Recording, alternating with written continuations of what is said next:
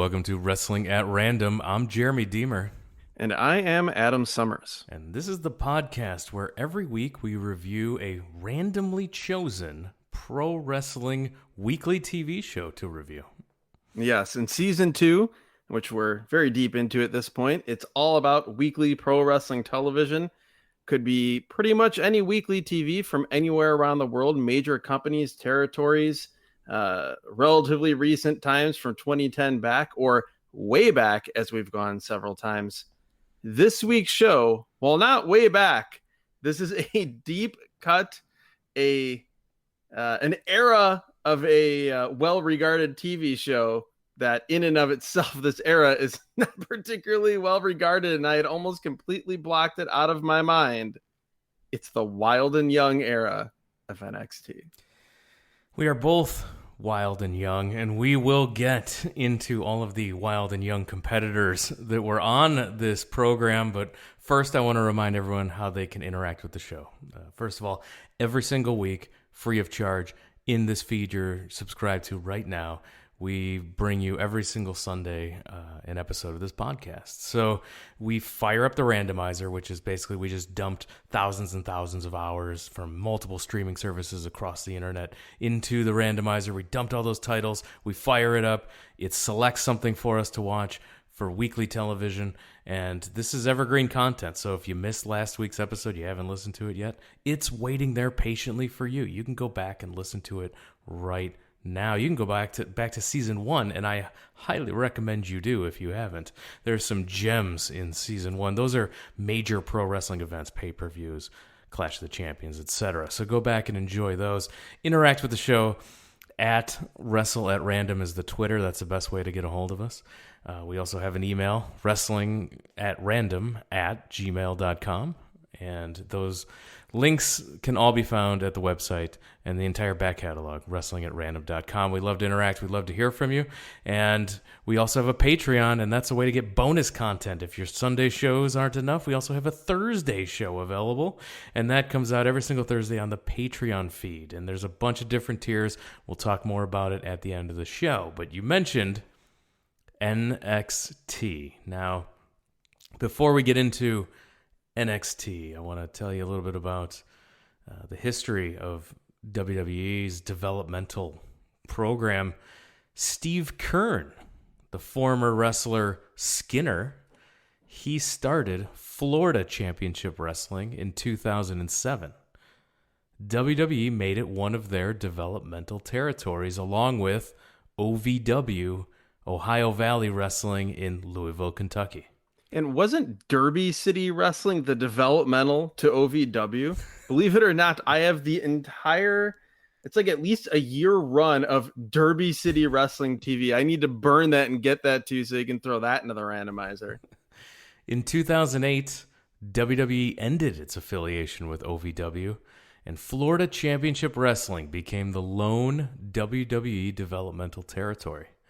In February 2010, WWE's ECW show on Sci-Fi. We reviewed an episode of it earlier in this season of the podcast. You can go back. Yeah, I was going to jump in because there's an asterisk when you say only developmental territory, because whatever the hell it was that we watched that was called ECW from 2010, that felt more like developmental than anything else. Yeah, go listen to that show if you want to get a little taste of what WWE's ECW on Sci-Fi was like. In 2010, it was canceled, and it was replaced by a show called NXT. It's the first WWE reality show since Tough Enough. The show was based on a combination of UFC's Ultimate Fighter show and WWE's Tough Enough competitions. With none of the charm or interesting elements. And you'll get to it, but this is not Tough Enough. This is not the Ultimate Fighter. They're not in a house. That's not what this this weekly TV show is.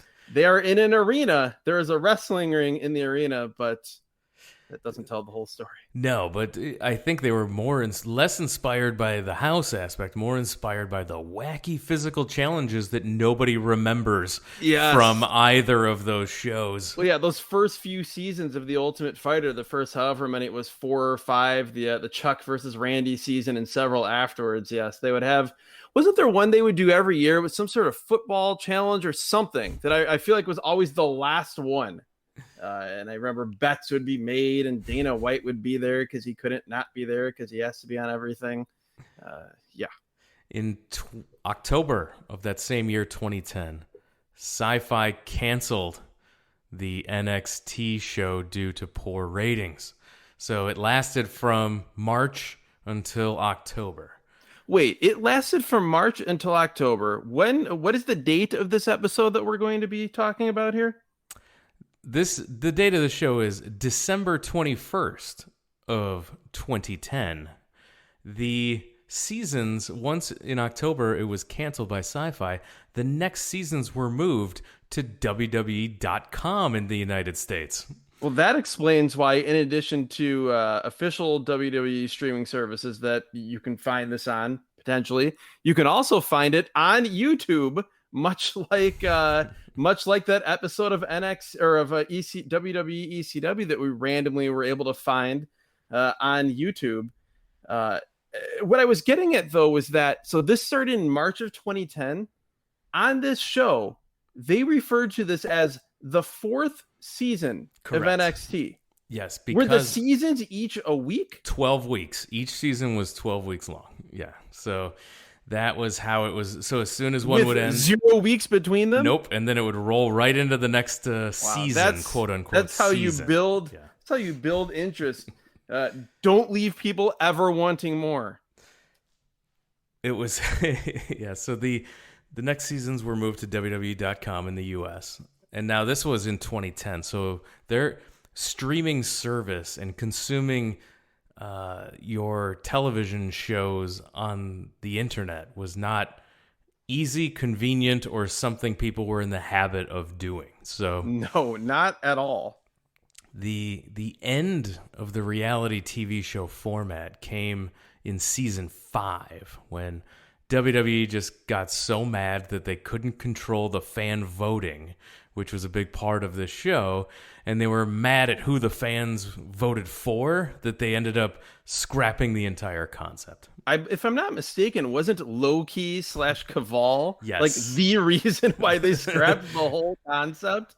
Because they did not want him to win, and everyone loved him, and so it didn't work out too well for really anybody after that. So the final episode of Florida Championship Wrestling Television, which aired in just local Florida markets, that aired on July 15th of 2012. Fun fact, the main event of that show was Dean Ambrose versus William Regal.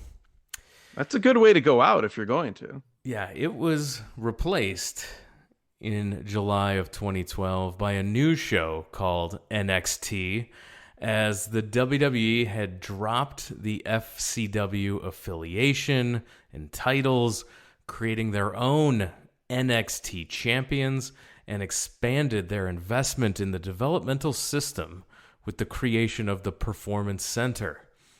NXT would go on to become a show on the WWE Network and eventually move to the USA Network as an attempt to be direct competition to the newly launched AEW show on TNT.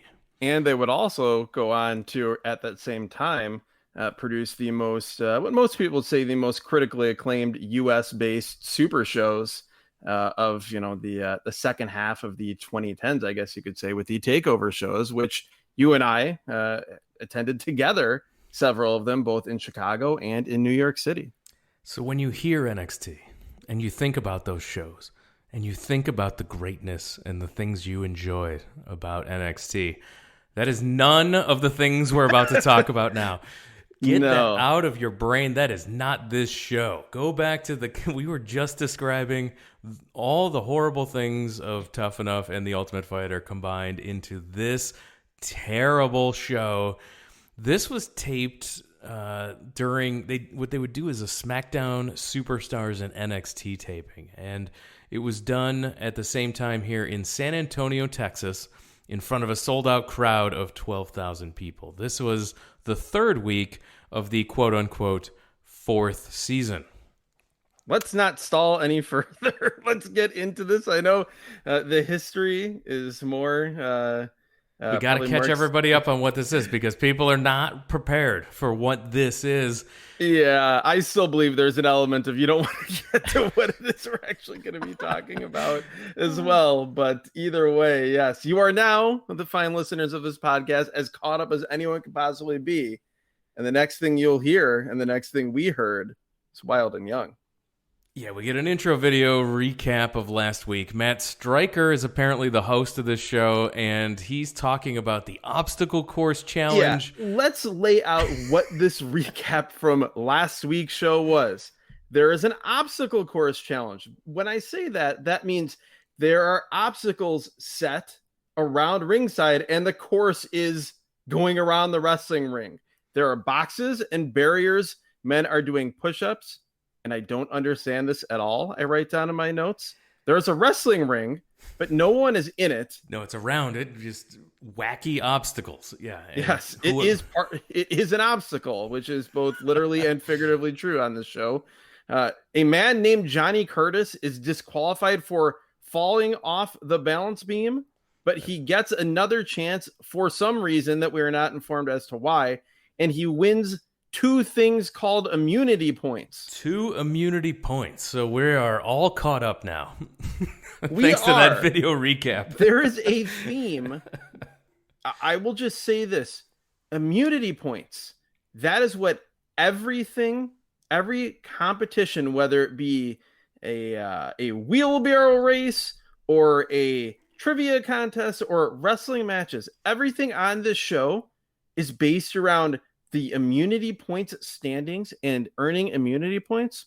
There is not one moment on this hour of television that they spend telling us what the immunity points mean, what you can do with them. No, or like, when are we going to do eliminations and what's happening nothing. here? No. I don't. Is this like, if you get a certain amount of them, are you healthy for the rest of your life? Is that what the immunity is? I don't understand.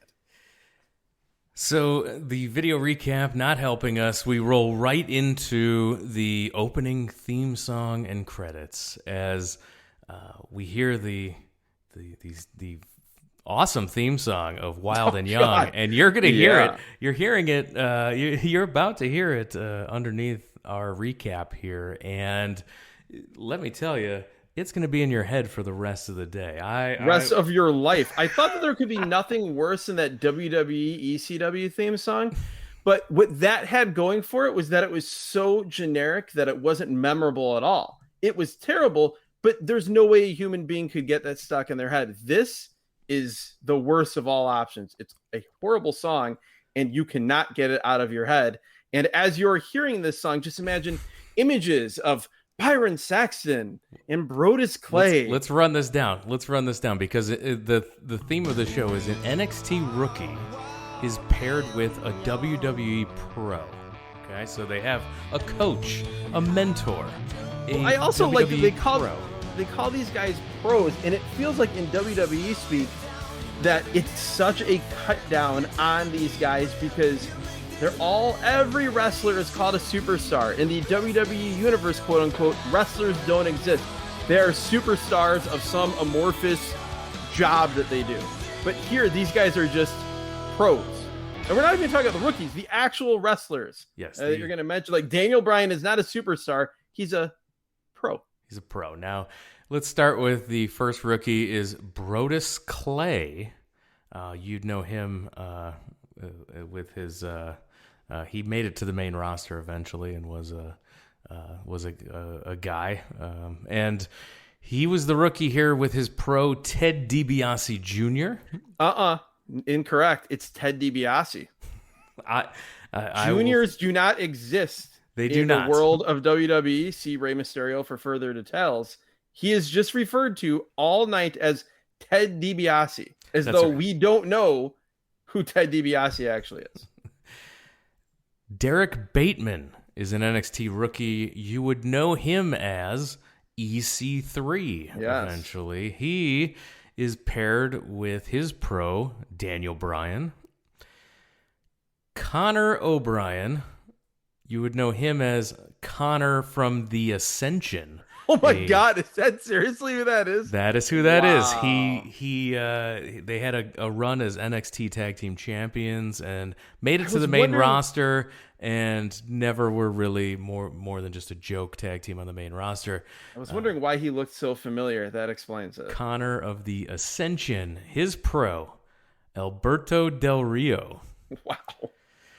Byron Saxton, yes, that Byron Saxton, he was the announcer for the ECW show we referenced back from February of 2010. Was he ever? Go back and listen to that podcast to hear us talk about all his terrible sayings. Like someone was like a vanguard of destruction. I don't know. He was just saying ridiculous stuff. When I saw him on here as a wrestler, and then I realized that this was after he was an announcer, I was so shocked because I thought it was the opposite. I had to look up the timeline to confirm. I totally thought that he was a wrestler, washed out because he just was nothing, and then became a completely bland announcer. But here, it's the opposite. Commentator turned wrestler turned commentator again, and is still a commentator in 2021. His pro is the masterpiece, Chris Masters, who is still in the WWE in 2010. Maybe the most shocking part of this program. Some dude named Jacob Novak. He would be the first person eliminated on this season, and I looked him up. He went on to do nothing. He did nothing in pro wrestling. Well, that's not exactly surprising watching him on this show, and I apologize if you are a listener to this show. Apologize, Jacob Novak, yeah. But I actually find it impossible to believe you are not a concussion-cured Chris Nowinski with none of the charisma or talent. No, and this guy is a total zero. We'll get into it when he wrestles later. His pro, Dolph Ziggler. Which is a terrible combination because he's like the uncharismatic, not jacked Dolph Ziggler visually. It's like if you took a guy that was a star and then said, find the guy from the small town who's never going to be a wrestler that kind of looks like him and make him that guy's rookie. That's the situation here. And last but not least, we mentioned him in the recap. He has 2 immunity points. He's Johnny Curtis, who would go on to become Fandango in the WWE. Wow. I did not realize that either. My first note on him is that he, like at least half the guys on this show, look like a dime store Randy Orton. Yes, he would be the future Fandango. His pro, R-Truth. So we're, like we said, we're coming to you from San Antonio, Texas. Matt Stryker introduces the NXT rookies. Well, he's introduced by Josh Matthews as the Richard Dawson of NXT. Certainly a reference that is going to pop the 18 to 34 demographic. Yes, very timely. The show starts, by the way, after the intro with, they say, who will change their lives forever? And my bet is on no one. Yeah, so right after this intro video that just showed us all of the rookies and the pros, we are then introduced to all the rookies and the pros. We literally just did this. We're doing it again. As Byron Saxton is introduced, Josh Matthews says, there's just something annoying about Byron Saxton. And Josh Matthews has never been more accurate. It's extra hilarious because we did recently watch that ECW that combination show. So knowing that they were broadcast announce partners made it even funnier. Yeah, that was a good line. And by the way, the commentary duo, such as it is on this show, is Josh Matthews and Todd Grisham. He of the can't remember which DVD set it is, where if you hear him call a Jushin Liger match, maybe it's the old Benoit set. I can't remember which one is. It is as cringe as it gets. Their commentary throughout the show is just weird. They're like making fun of the show. They're constantly. I feel like they really don't like each other. Well, yes, that's the other thing. They are announcing as though they're being booked by Vince Russo. It's 2 people who can't possibly get along with each other. and just don't want to be friends and hate each other. It's just weird. This whole show to me felt like one of the biggest windows into Vince McMahon's mind of any WWE or WWF show that we've watched. So we're told that Novak and Saxton have the 1 immunity point, Curtis with the 2. We get standings. The only time I can remember in WWE/WWF history that we have rankings, and it's for this show and for immunity points. A quick fashion corner on Matt Stryker. Here he is wearing jeans as the host of this show and a polo shirt with a sweater over it. And the next thing we see is the camera pans right off of the stage where all this is happening. Again, this is just in the entranceway by the Titantron. We pan to the right and we see a bright NXT yellow wheelbarrow. And Matt Stryker tells us, he walks over to it and he says, I think this wheelbarrow is too light. Maybe we can put some of the little kids from the crowd in it. They, thankfully, for so many reasons, do not do that. Instead, music hits, and it is the Soaring Eagle, who I can only describe as the Gobbledygooker Part 2. Yes, exactly. The same designer of the Gobbledygooker costume made an eagle costume. They were talking about the Soaring Eagle like I'm supposed to know what that is. Yeah, I don't understand. Is this like the mascot? Is this the mascot version of the Winged Eagle belt? Is this character? Maybe this is a previous winner of... Maybe this is the season 3 winner of NXT and their life was changed forever by having to be the Soaring Eagle. It was so weird, but the Soaring Eagle comes out. He's just some dude in an eagle costume, and he gets in the wheelbarrow. He gets in the wheelbarrow, and we hear, "What is this show coming to?" Josh Matthews says it, and it's awesome because what is this show coming to? Josh Matthews says it's awesome, and it is not. I loved this. I howled with laughter. Yes, Grisham says, "What is the show coming to?" And Josh says it's awesome. So, will you please get into the wheelbarrow? Officials, the officials can help you. Rookies, be careful. He is endangered. What is this show coming to, by the way, Josh? It's awesome. What we are going to do now on this pro wrestling podcast is describe a worked wheelbarrow race, which is not. Is it worked? It's either worked or they just don't care about the results because they are playing fast and loose with that stopwatch as guys cross the start-finish line. Sometimes they let it run for an extra second and a half. Sometimes they stop it before the man gets to the line. Well, so I'm big on rules. You know, if any listener of this podcast knows, I want to be clear on the rules, and we did not establish. Is it the front of the wheelbarrow crossing the line? Is it the entire wheelbarrow crossing? I know. And I'm like, wow, because I saw them stopping the timer at weird times, and I'm like, boy, this could be controversial if someone crosses the entire wheelbarrow doesn't. PointsBet was working this. You could be in trouble here. I was concerned, and rightfully so, as we will see at the end of this competition. It starts with Johnny Curtis looking again like Randy Orton, not looking like Fandango. And you might think that there's going to be some obstacle course here with the wheelbarrow or anything interesting. No, there's a yellow line towards the end of the ramp. Johnny Curtis has the wheelbarrow. The Soaring Eagle is in the wheelbarrow. First, he jumps the start and has to go again. He's not penalized. So jumps the start, but no penalty. And he's then the same guy who fell off the balance beam and got a do-over. He has a false start here and gets a do-over. There's no such thing as 2 mulligans unless you're the Wyndham family. Otherwise, it's just not the case. Favoritism right here. Yes. He literally, the clock goes and he literally just runs the bird around the ring and back to the line. That's it. There's nothing else that happens here. Nothing funny, no drama. Next up is Jacob Novak. His time was 13 seconds, to be clear. Yes, give or take 13 seconds.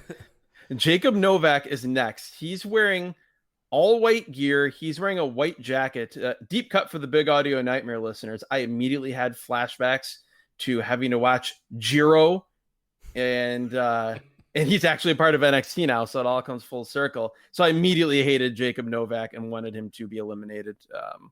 as soon as possible. A white sport coat open, no shirt, white trunks. Thank God he had knee pads on. Otherwise, it would have been the worst guy in his underwear look that we've had on the show in a while. He basically was Mr. Wrestling 2 without a mask, but with a sport jacket on and none of the talent or charisma. He gets 12.8 seconds, and it looks like he was trying to go slower than that.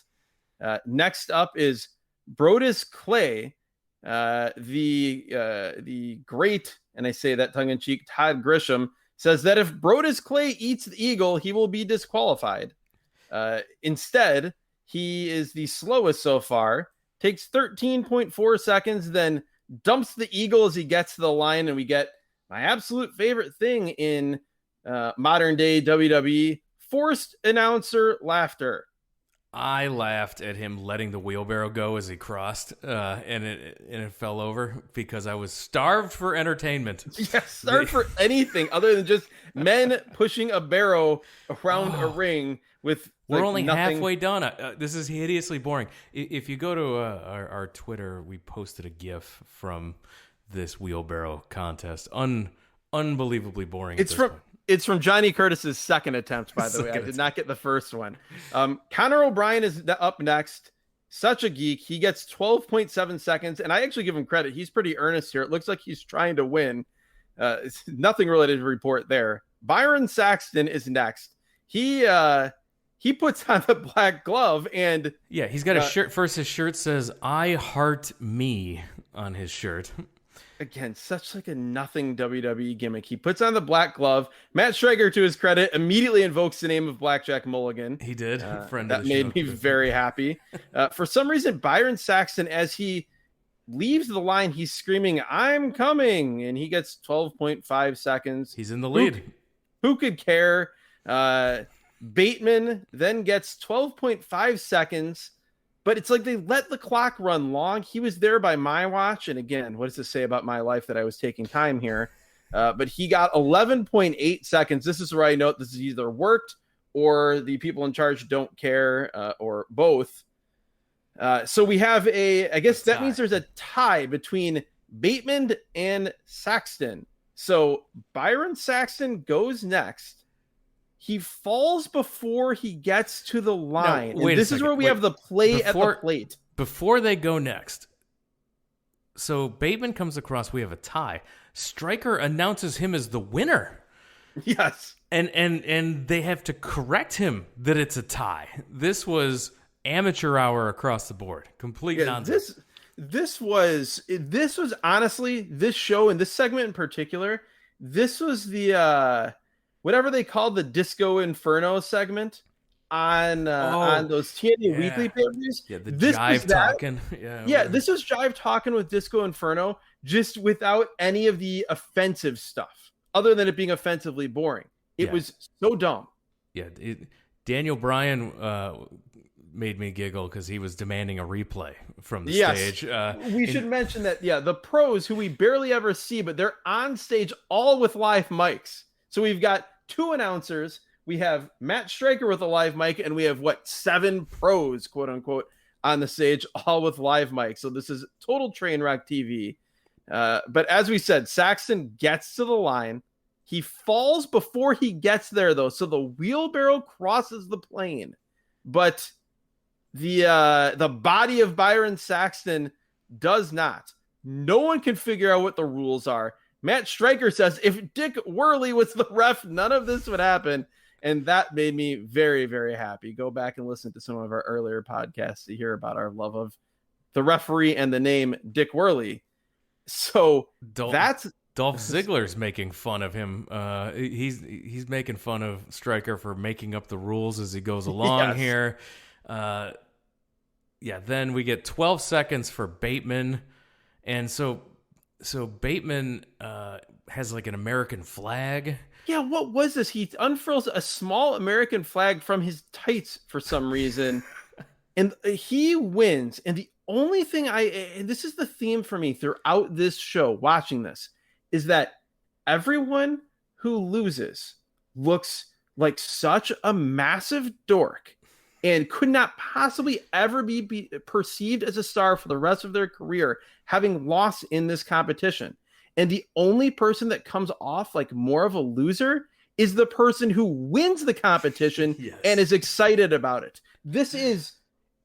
It does not matter. You could have put Ric Flair, Roddy Piper, Randy Savage, Hulk Hogan, take your pick. You could have put all those guys on this show, and every single one of them would have looked like a total loser by the end of it. There was no way to come off like a star being involved in this. I think Ric Flair could have pulled it off. He musical chairs on Raw, so maybe he could have pulled this off, but that's about it. Maybe. Yeah, the Dolph Ziggler was entertaining here because, Bateman dropped his American flag, so then Dolph's yelling at him for letting the flag touch the ground and calling him anti-American, and he's just messing with him, and it was so that the extra commentary made me giggle. It was pretty funny.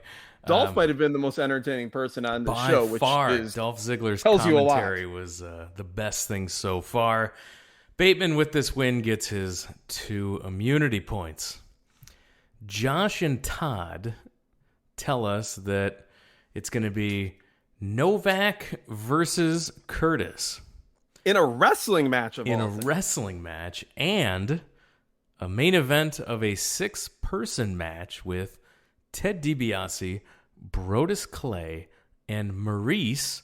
What a crew. I thought it couldn't get any more ridiculous than Goldust, Yoshitatsu, and the Hurricane on the WWE ECW show. I half wonder if Tenryu was booking this show instead. It just made me think of some of those wild, crazy war 6-man tags where it would be like John Tenta, that's like teaming with like it would basically be every match was like Roddy Piper's Uncensored team.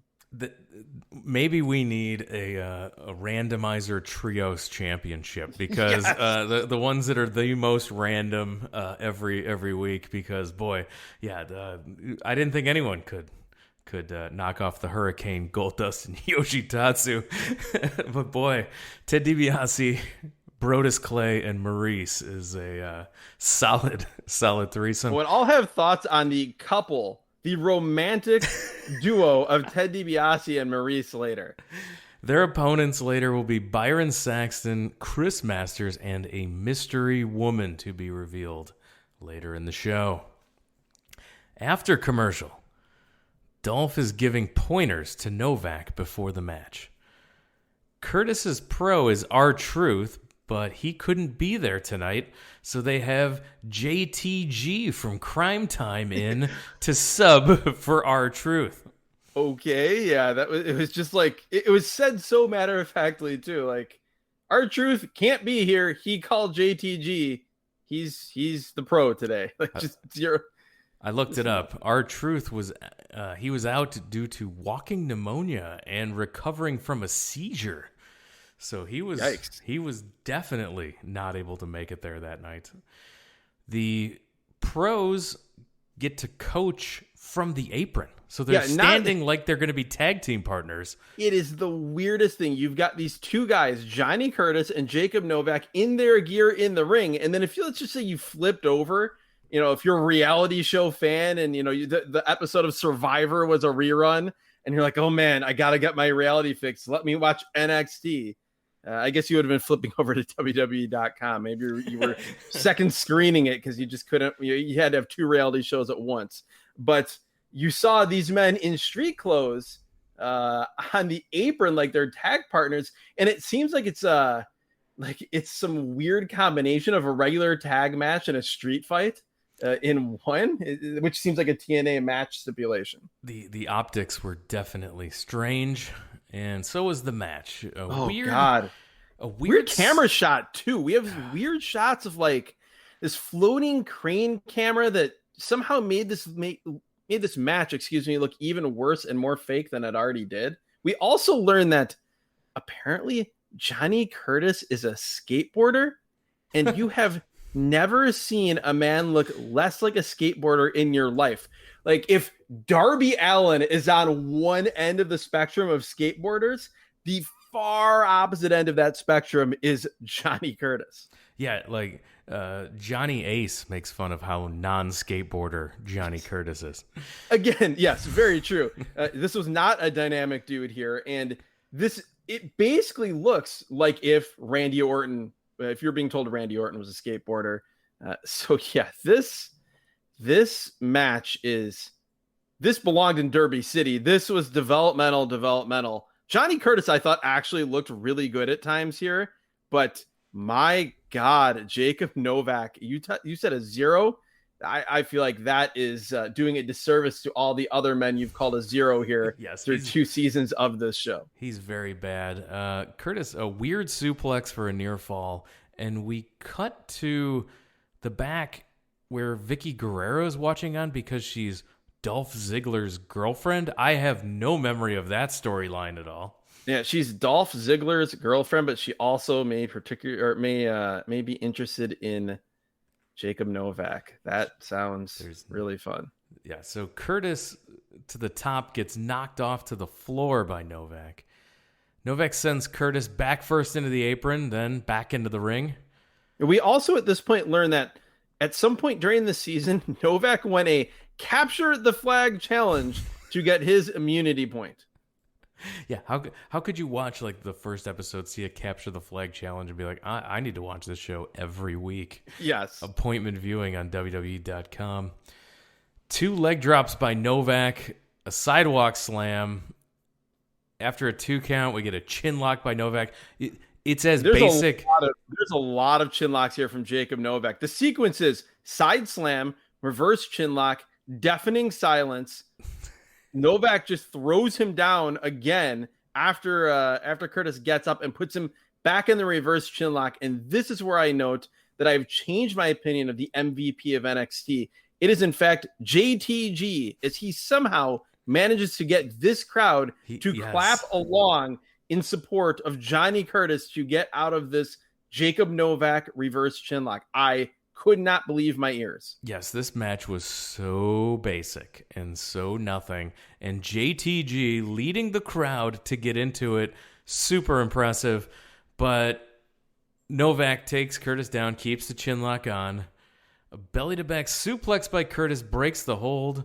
Then he had some awesome European uppercuts. I'll give him credit there. He had a great European uppercut. He also threw a really good, only way I can describe it is like that weird, just Chris Benoit back front elbow type of thing that he would do, which is almost like a clothesline, but with like the back of your arm instead of the front of your arm. Like he looked like he was more than a guy here. Yeah, better suplex this time. He throws Novak's shoulder first into the post, takes him down by the arm, Fujiwara armbar style, and Dolph comes into the ring. JTG comes into the ring. The ref tries to put out JTG, which allows Dolph to punch Curtis, and then we get a boot to the face by Novak. Yes, do not call it a big boot. No, this was just a boot. It's just a boot. Nothing big about it. We see Vicky watching on TV. He pins Johnny Curtis. This finish was so lame. There's just this like average boot to beat him. This was so ridiculous. Novak is your winner, and it looks like Novak busted his lip, and that's the most entertaining thing, the most interesting thing about Novak in any of this match. What we also learn after the match is that everybody's entrance and exit music is Wild and Young. Yes, it is. He wins. Jacob Novak pins Johnny Curtis, and we hear Wild and Young again. And it's as he's celebrating, I note that maybe I was wrong. Maybe the comp here is the most generic Matt Riddle ever. That is the look with Novak here. Either way, not good. We go from that to the first of 2 consecutive spotlights on the rookies.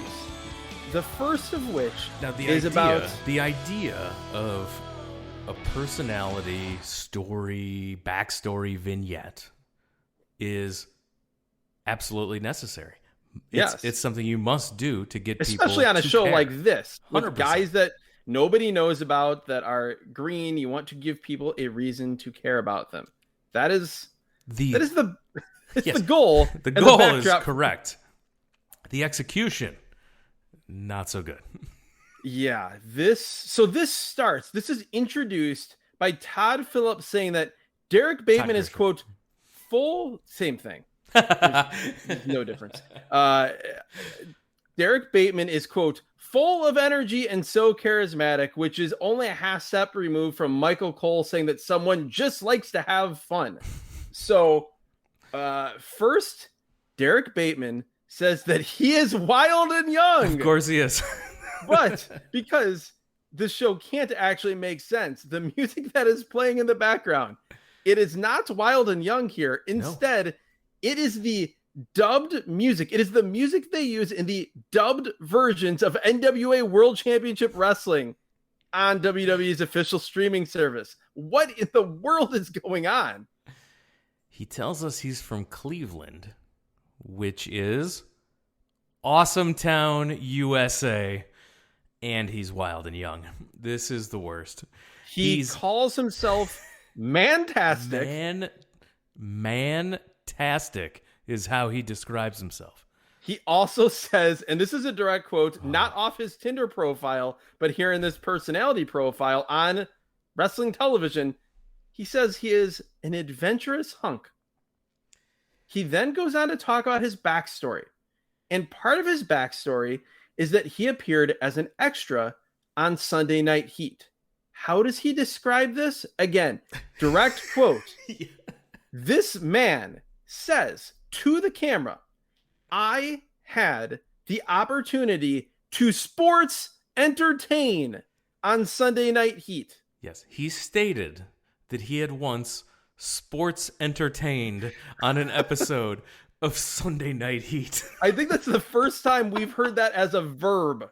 Like, he actually, an action. Died. He described what he did as sports entertained. Yeah, I lost it at this point.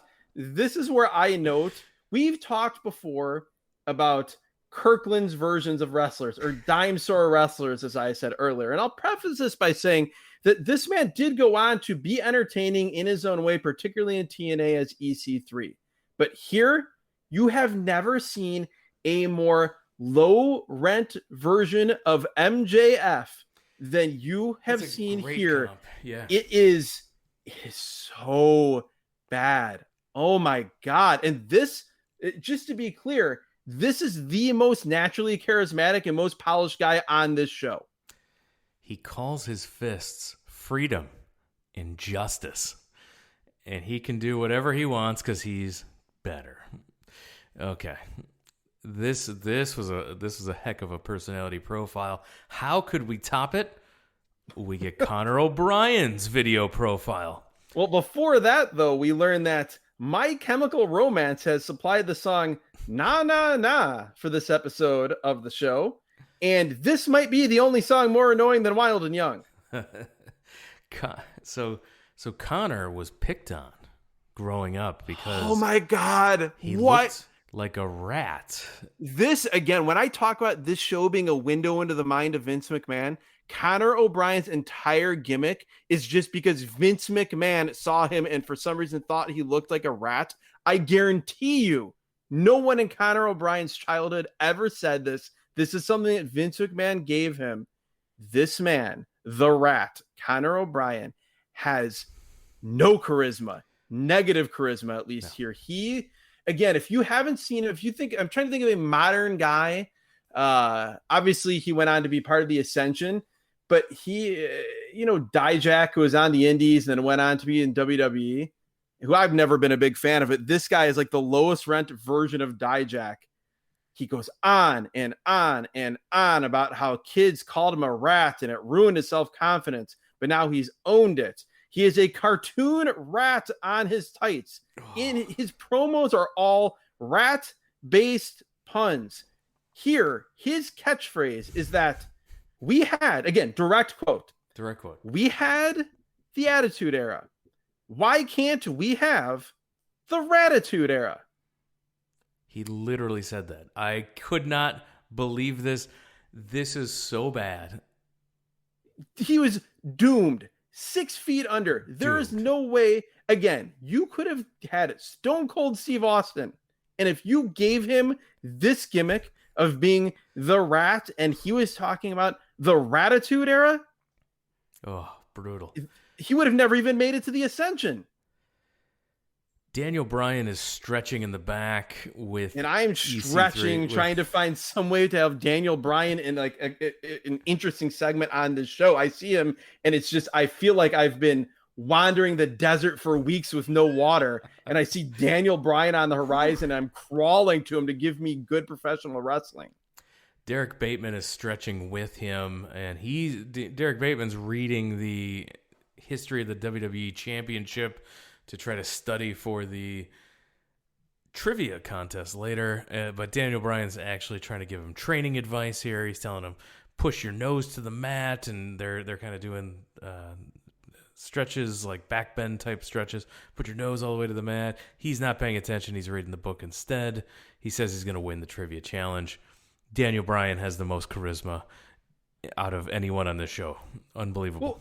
Well, there was some other guy in the room, and like he kicks the guy's leg out. What was that? I have no idea what that was. I don't know what that was. There's another guy, but I couldn't He's figure in the out what was corner, going on. And I don't know what that was. It made no sense. We then cut from there to, did you know WWE has made 5,000 wishes come true for kids? And I think this was part of the Stand Up for WWE campaign, if you remember that from around this time period. But we go from that. Competition time.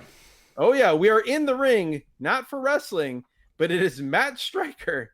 And we are doing hot seat trivia. Now, I'm a huge trivia guy, so I actually got excited to see that we were going to have a trivia contest. I can't wait to see the questions. I'm so excited. Yes. And we get the famous kiss of death on any wrestling show, whether it's introducing a reverse battle royal or war games or here in a hot seat trivia challenge. Matt Striker says, basically the rules are simple. Oh, they were not, and at least not for some of the guys here, but there's a category. Each guy has 5 seconds to give an answer. You move down the line. If you miss or repeat it, you have to go to the back. And then Matt Striker, not the back of the line, but the back, like you have to leave the ring. Yes, you are eliminated. From this hot seat trivia challenge. He asks if all the rookies understand, and again, in a real star-making performance here, Johnny Curtis just says, "Yep," into the microphone. And again, it's just like guys are standing in their underwear doing a trivia contest. It strips away every possibility of any of these guys looking like stars. But in any event, the first category, it is Undertaker's opponents at WrestleMania. All you had to do was name one, and then it moved to the next person. Yes. So the first one you would name should be the most obvious one. You should say that. I'm thinking strategy for a trivia contest like this. You want to save the deep cuts for later in the rounds. But Johnny Curtis opens up with Superfly Snuka. Yes, Johnny Curtis was clearly here trying to prove how big of a wrestling fan he was. No. Which is terrible strategy. If you're in the WWE, you need to act like you've never seen wrestling before. That's how you'll get your push. Yeah, I was yelling at the screen. This is terrible strategy. Yeah, terrible strategy from the logic you pointed out, and then also from a backstage standpoint. Yeah, the next answer was Big Show and A-Train from the WrestleMania 19 show that we reviewed on this podcast. Everyone remembers that. I mean, maybe that's why that's the most downloaded show on this podcast. Although that might have been in part 1, which is I believe still only has 20 less downloads than part 2, which I know you love. Too deep into the show for me to get angry about that right now. Next was Jake the Snake, Shawn Michaels, Big Boss Man, Mark Henry. No one got any wrong, so that was good. A couple of the guys, though, one guy says, "What is the Big Boss Man?" Another guy says, "Who is Mark Henry?" They think they're on Jeopardy. So we go from that to King of the Ring winners, and this is where I get very angry. That's right, because things are accepted as correct answers that are not. So we have go ahead. Again, the strategy, save the deep cuts for later in the round because it goes all the way around. No. You come busting out with King Mabel. Yes, King Mabel, which again, go back to the very first episode of this podcast if you want to hear in detail about the near-death experience that was King Mabel's ring entrance at that In Your House show on episode 1 of season 1. Steve Austin, Owen Hart, Triple H are all given as correct answers. Then one man says that Harley Race won the King of the Ring, and it is accepted as a correct answer. That is false. He was a King of the Ring, but he was a King of the WWE. That does not make you the winner of the King of the Ring tournament. No, because that would mean that by the same logic, Hacksaw Jim Duggan and the Macho Man Randy Savage would also be King of the Ring winners.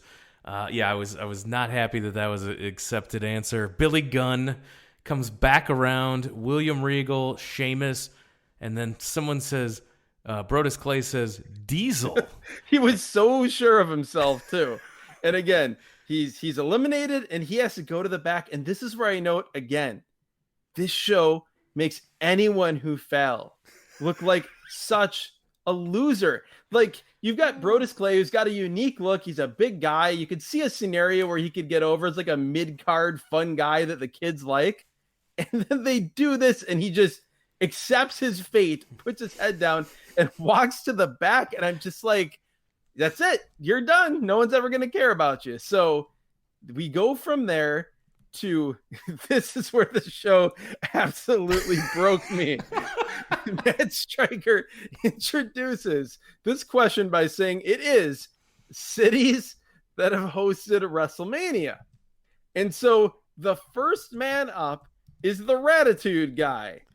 And he says, I can't even say this with a straight face. His answer to the question again, cities that have hosted WrestleMania, name a city that has hosted WrestleMania. And this guy, Connor O'Brien, the Ratitude era guy, says Pee Wee Herman. In a Pee Wee Herman wacky voice. That's the best part. He owned it so much. He was so sure and so proud that he knew that the city of Pee Wee Herman hosted WrestleMania, that he said it. And again, this guy has no charisma. He is not an impressionist. And he says this, as you said, owns it. He puts all of his being into it. And he is wrong, because the question is cities that have hosted WrestleMania, not celebrities that have hosted WrestleMania. Connor O'Brien, we have a new category for you. Cities that have hosted WrestleMania. Pee Wee Herman. Pee Wee Herman is not a city. That's wrong. Goodbye. What? The announcers lose it. Stryker loses it. Everybody's howling. Ratitude guy is confused. He doesn't understand how this is wrong. But because this show makes everyone look stupid, he, big tough wrestler guy who had been picked on all his life, just decides, I'll put my head down and go to the back. Yes, and everyone proceeded to pick on him again. So he should have changed his gimmick from the Rat guy to the Pee Wee Herman guy. Anaheim, Houston, Boston, Seattle, Orlando, New York, and then Johnny Curtis gets stumped. He does not have an answer, and so he's eliminated. The next question, name a 2010 pay-per-view. So name a pay-per-view from the year that this competition was happening. So imagine, all you had to do was name a pay-per-view. If someone asked you in modern times, name a 2010 WWE pay-per-view, there's no way I'm getting anything other than Royal Rumble, WrestleMania, SummerSlam, and Survivor Series. Yeah, but in the year that and the company you work for. Yes, these men are employed by this company. Every single one of these. In theory, they're pros. They're storyline mentors wrestled on all these shows. And you don't know. Yeah, so TLC, SummerSlam, Survivor Series, bragging rights, Hell in a Cell, WrestleMania, Royal Rumble, and then Byron Saxton says Survivor Series again, and you can't repeat the answer, so he's out. What is bragging rights? Bragging rights was the SmackDown versus Raw pay-per-view. Oh, wow. I'm sure that did as big There a was number. a as the trophy Invasion involved. pay-per-view. Yeah, it was good stuff. Were there immunity points involved? There had or to just be. bragging rights? And then the next question, WWE champions. Hulk Hogan, Austin, Michaels, Rock, Miz, Sid, and then Novak. He's supposed to get 5 seconds, but he got loser. no more than 2-3 seconds. He got 5 seconds, and in these 5 seconds, he just like slowly appealed to the crowd to shout out answers because he didn't know more than like 4 WWE champions, 2 of which were Miz and Sid. And like Stryker's like, your time's up. You can't ask the crowd. Yes. What an idiot. Yeah, so and no one named the current champion, who I believe was John Cena at the time. Which there is no greater statement about the importance of championships in the WWE in 2010 than the fact that nobody on the roster in this trivia contest on television could name who the current champion was. No, but they could name Sid and The Miz as champions. Now, The Miz, that was the one that really just got me. So Miz was the guy who stood out. Maybe these guys were big reality show fans. That's why they tried out for the show. And Miz was their childhood hero on The Real World. With Novak getting eliminated, Bateman wins and now has 3 immunity points. Which we still don't know what that means. Still don't know what he can do with those. Can you cash him in at 3? Do you have to get to 5? We don't know. If you get to 5, can you choose someone to be eliminated? Who knows? And who cares? Alberto in the back is meeting with Connor. He asks if he learned from Del Rio's beating of Bateman last week, and Connor's too distracted. He asks for a piece of the cheese that he was eating. Because he's a rat. He's a rat. And Alberto says, win NXT, and you can have all the cheese you want. Main event time. Ted DiBiase, Brotus Clay, and Maryse come out. Maryse apparently was the girlfriend, love interest of Ted DiBiase at this time. You have never seen in your life 2 human beings. I believe we said this. Who did we say this about before on this podcast? Whoever it was, this is so much more the example of that have no sexual chemistry together. None. Than Ted DiBiase Jr. and Maryse. It's as if they are not even in the building together. Yes, but we're supposed to believe that they are a couple. I can tell you exactly what it is. It's Sean Stasiak and Stacy Keibler. That was it. Yes, that is exactly it. Yes, and that completely interchangeable right here. Ted DiBiase for Sean Stasiak, Maryse for Stacy Keibler. Also 100%. interchangeable when we see the next team come out. Ted DiBiase and Chris Masters. Outside of the fact I have a note on this. That Chris Masters has a few more muscles. They are the exact same guy. They are the same height, the same weight. They have the same haircut, the same beard. They're wearing the same trunks with the same tribal tattoo, just with inverted colors. Chris Masters and Byron Saxton come out, and we wait for the mystery partner. It's Natalya. Bret Hart! Oh, close. Well, I hear the music, You and I hear the think it's music. Bret Hart. I'm expecting to see some jean shorts. We're going to get some jorts and a sharpshooter. Instead, it's Natalya, and Josh Matthews with one of those Byron Saxton ECW lines says, "It's so great that Natalya's presence is felt here on NXT." Line no human would say, not because there's anything wrong with Natalya, but who would say that Nobody way? speaks in that fashion. And no one other than Vince McMahon screaming it in the ear or a team of 30 soap opera writers would come up with that.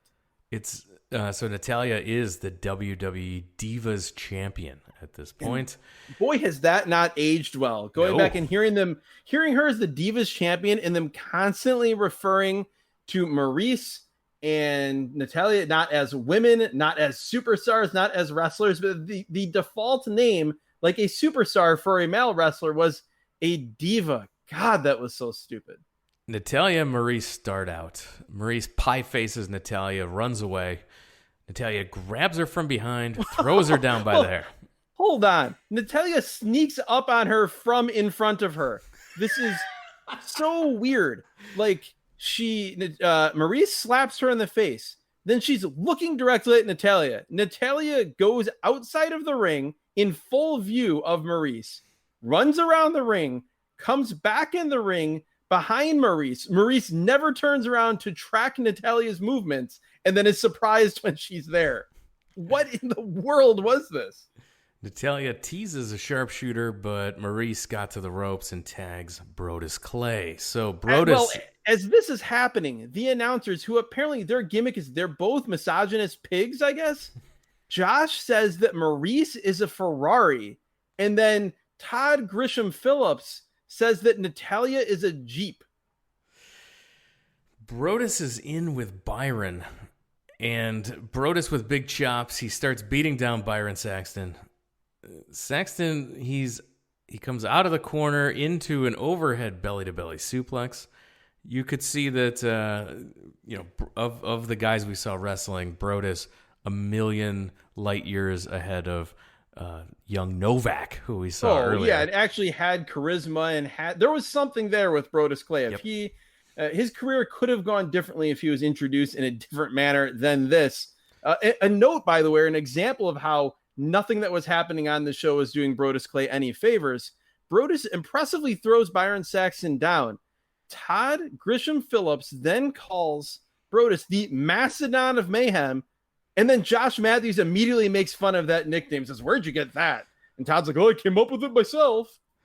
After commercial, DiBiase's beating up Byron.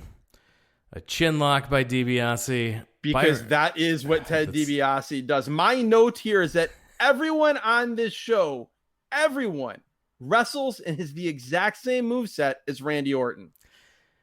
Byron fights out and backs DiBiase to the corner where he tags in Chris Masters. So now Chris Masters with the fiery babyface tag.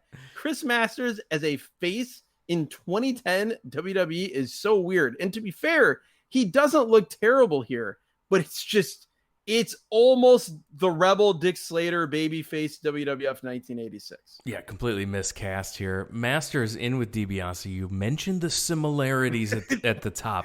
This is where I write down, these two men are in fact the same person. Yes, I wrote down, if I was in the upper deck and didn't look at the screen, I would not be able to tell who was who. They look like the exact same dude. It's like that meme of all the Spider-Mans pointing at each other. That's exactly what this is. Unbelievable. DiBiase tags Brotus in. He squashes Masters in the corner and starts the beatdown. Masters, he gets some chops and kicks in, but he tags Byron Saxton in. Brotus then with a T-bone suplex. He puts his head down for a backdrop. Byron kicks him, drops down, and pulls his head across his knees. This was a wacky move by Byron Saxton. It was a code breaker. It was just the worst one you've ever seen. This was not a championship winning move like it would be for Chris Jericho. I do want to go back briefly to Brotus Clay. I think the thing that made him stand out on this show, why I wanted to see more of him, was because he was the only guy that didn't look like every other guy. Yeah, every guy in this show was 6 foot to 6'2", like 220 to 230, in really good shape, wearing similar tights, doing all the same stuff. Brotus, at least, he was a big fat dude with a different style, like with a mohawk style haircut. And he was doing some fat guy stuff. Like, that's what I want to see, not 6 of the same guy. No, these were sick. The other generic guys were all basically the default template in Create a Wrestler, and they put especially 5 Curtis, to 10 minutes into the process. They wanted to get play in the game, so they didn't really invest in Create. Exactly. I mean, they didn't change the template. They maybe changed the tights color, and they gave themselves a finisher, and that was it. Yes. I mean, Curtis, they DiBiase, took Randy Orton's moveset and just changed the finisher. Yeah, exactly. Curtis, DiBiase, and who am I missing? Well, and Masters. They literally all looked like the same person. It's not an exaggeration. Go on YouTube and watch this show. Well, don't, but do. No, but do.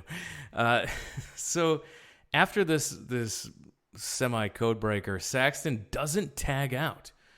and he walks right into a huge drop kick by DiBiase. This was the best move of the match by far. DiBiase misses a clothesline, and Saxton dives to the corner to tag in Masters. Power slam by Masters for a 2 count. He's running wild with babyface fire, chops, shoulder block, power slam. But he is cut off by his doppelganger, Ted DiBiase, who puts on the Cobra Clutch. I am not going to call it $1 million dream. That's right. Masters throws him off and hits a spine buster. Yeah, countered it into a spine buster. He gives the sign for the master lock, his full Nelson. Brotus tries to hit him from the apron, but Masters knocks him down. Masters then turns around into another great DiBiase dropkick. Masters and Brotus, they double team him. Maryse gets a slap in there, and DiBiase back to a chin lock. But this time Masters quickly fights out of it. Both guys hit clotheslines and are down because this is an epic 6-man tag here. Masters then tags Saxton. DiBiase tags Maryse. And as the rules they stated earlier were that the divas and the superstars / pros / rookies, whatever they're calling them, cannot wrestle against each other. So that's a backdrop for what's about to occur. Maryse slaps Saxton. Then Natalya runs in. They catfight out to the floor. For some reason, this makes Byron Saxton and Brotus Clay the legal men. I don't know. So, yeah, it's Saxton versus Brotus now. Brotus power slams Saxton, drags him to the corner, where Brotus proceeds to miss a Vader bomb. Saxton then covers him and gets the pin. So Saxton here does something on this pin that is a pet peeve of mine. Drives me nuts, okay? It's when you hook the leg and then you act like you're trying to hook the leg harder or keep your hands locked, but you're just moving your arms. Yeah, you're not really locking it in any harder. Just actually lock it in. It's not that hard. No. Lock it. Yeah, that would look so much more impressive and like you're trying than this fake overacting that you're talking about. I hate that acting like I'm doing that and just moving your arms, not locking it any harder. It looked ridiculous. I was very angry at that finish. It also makes Brotus look terrible. Brotus Clay, this big dude that looked pretty impressive in this match, he misses a second rope Vader bomb and then just gets pinned. Byron doesn't hit him with anything. Nope. He doesn't cheat. There's no foreign object. He just pins the man, and now Brotus Clay can never be a star. And that's the end of the show. It's the end, but first, Byron pins him, goes out to the floor, and is celebrating like he just won the main event of WrestleMania, but it's not entertaining because it's Byron Saxton. The announcers say it was a veteran move, and then the show ends. For the history books, season 4 winner was Johnny Curtis. So that was how the season ended. Johnny Curtis was the winner after eliminations and immunity and the like. But that was the end of the show. Thoughts, Adam? Favorite thing on this show? Oh my God! Favorite thing meaning something that I actually liked, not ironically, not criticizing it. No, what was your favorite thing on the show? I would say honestly, probably Dolph Ziggler. His commentary from the stage, and then I actually thought that even though the finish was dumb, I thought his execution of that finish, where the sort of the double distraction and then the illegal punch and then the win for his guy Jacob Novak, I thought he was pretty decent here. It was great to see Daniel Bryan, even though he didn't do much of anything. But my favorite things on this show were the things that I'm going to say were the worst things. Like I got enjoyment out of some really bad things on this show. All right, so instead of the worst things, let's just say, what were the worst things that you enjoyed the most? How's that? The worst thing that I enjoyed the most by far was, I would say probably everything about the personality profile for both of them. Both of them. Both those personality profiles were hilariously bad in their own way. Again, for me, I think that actually the thing that probably got the biggest reaction out of me was Bateman the start of his personality profile when he says he's wild and young, but instead of that song playing, it's the dubbed theme for the 80s NWA World Championship Wrestling show. Yeah, I mean the Ratitude stuff. Just I think it was just Pee Wee Herman stuff. Busted well, no, that me actually up. That was that's unbelievable. That was by far. You're 100% right. That was the moment of the show. One of my favorite moments. Not as far as a good match, but just one of the things I was most entertained by anything on this season was the sureness in the mind, in the heart, and in the vocal cords of the Ratitude guy saying that Pee Wee Herman was a host city of WrestleMania. All right. How about you? No, that was it for me. Absolutely. I mean, just the worst, the worst stuff I did not enjoy, all centered around Jacob Novak. For me, the worst thing, the actual worst thing on this show was the fact that the entire show was focused on immunity points and accumulating them and who had the most. And they never told us what that meant. We never got an explanation of what was going to happen with said immunity points. Yeah, that was also terrible. It was just, the amateurishness of the presentation of the challenges was so bad, but it eventually got good. Like once it's that bad that it has to cross the awkward stage, and then it gets funny bad, and then I'm okay with it. Well, that's what I'll give this show credit for is that unlike some of the very dry, just bad, boring shows we watched, this, at least for the purposes of having to watch this for the podcast, not talking about it as like an actual weekly viewer, but there was so much fun bad on this show. Fun bad all over this. We were able to get, like, as I watched it, it didn't feel like it dragged just because I couldn't believe what I was watching and so many stupid things happened that were unintentionally funny that it made it entertaining. But there is no way, like if our podcast was just us reviewing in order every episode of the NXT Wild and Young era, this podcast would end. I'm sorry, but there's no way. We would need a $50 a month Patreon tier that people would have to subscribe to and give us money to get me to watch multiple consecutive episodes of this show. Yes, while that tier and that Patreon does not exist, we do have one that does. Patreon.com/wrestling@random is where you can go. You can sign up to receive bonus audio content. I mentioned it at the top of the show. Every single Thursday, we put a new episode out onto the Patreon feed. So you can subscribe there. You can still consume it however you consume your podcast. But it's you sign up for it at patreon.com/wrestling@random. We have other tiers as well. You can choose a tier to be the randomizer for a month. If you said, man, I really wish they would review this one show, you can bump yourself up a tier, request the show you want us to watch, and we will watch it. It's a great way to either reward us, reward yourself, get a laugh, and punish us as well. Any way you want to do it, you can pay your tier to be the randomizer and choose a show for us to watch. Then you just bump right back down to the bonus audio content tier. And we do have shirts as well, T-shirts. You can support the show by bumping up to the T-shirt tier, getting yourself a shirt, and bumping back down to the audio tier to continue listening to all of that bonus content. So if you signed up today, there is hours of content waiting for you. If you're going on a plane for the first time in a while, if you're going on a road trip and you need something to listen to, never has there been a better time to sign up for the Patreon feed. Just like this is evergreen content, so is that as well. So yeah, we have, if you're listening in linear fashion right now, we have over 15 episodes on the Patreon feed that you have never heard, completely exclusive, new to you audio. You may have listened to every single episode of the free feed, but if you have not subscribed, if you've not supported us via the Patreon, you've never heard any of those episodes. If you cannot support the show financially through our Patreon, we get it.